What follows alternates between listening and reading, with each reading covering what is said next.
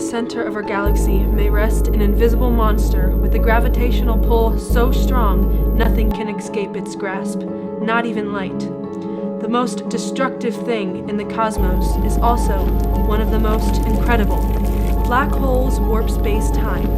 They have an event horizon with an escape velocity at the speed of light. Everything gets trapped inside, getting sucked into the point of no return. The theory of black holes dates all the way back to Einstein with his general theory of relativity. Now, the general theory of relativity states that gravity is a result of space-time, along with stating that acceleration and gravity are indistinguishable. Einstein said that gravity simply distorts this space-time. Now, what is space-time? In a mathematical situation, space-time is just space and time into one entity. Here, think of space-time as a sort of net. This net is constant throughout the universe. All matter distorts or dents this net.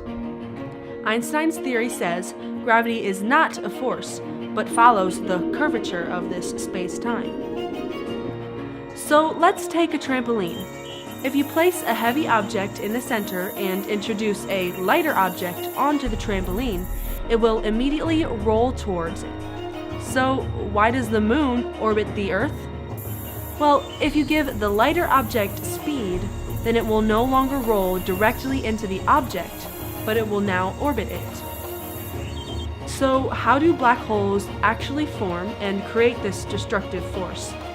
Well, it all starts with something we see every night: the stars.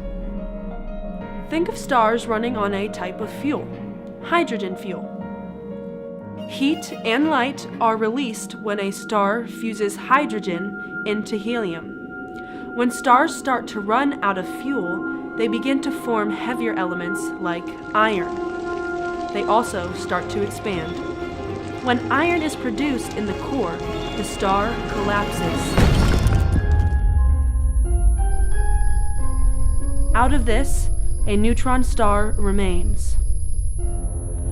Now, say we have an even bigger star than the one forming a neutron star.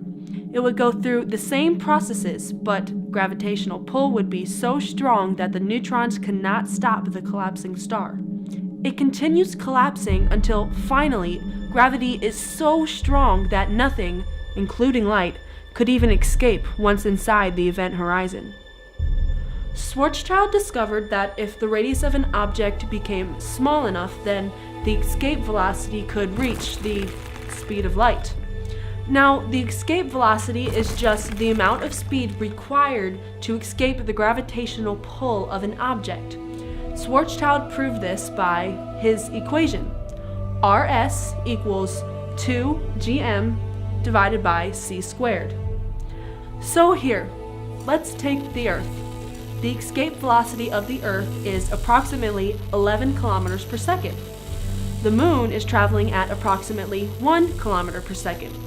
Since the Earth's escape velocity is so much larger than that of the speed of the Moon cannot escape the gravitational pull of the Earth, which is why it orbits us. So, for an object to escape a black hole, it would have to be traveling faster than the speed of light, which, as we know of, is impossible. If the escape velocity ever did reach the speed of light, the atomic and the subatomic particles would collapse to a single point, with a zero velocity but all of its mass. This point would be called the singularity. Black holes are extremely powerful forces lurking within the vastness of the universe. At the center lies the singularity, a mystery that could change our complete understanding of physics. An enigma to modern-day scientists. One could only imagine what the future holds to discover about these destructive, yet astonishing phenomena.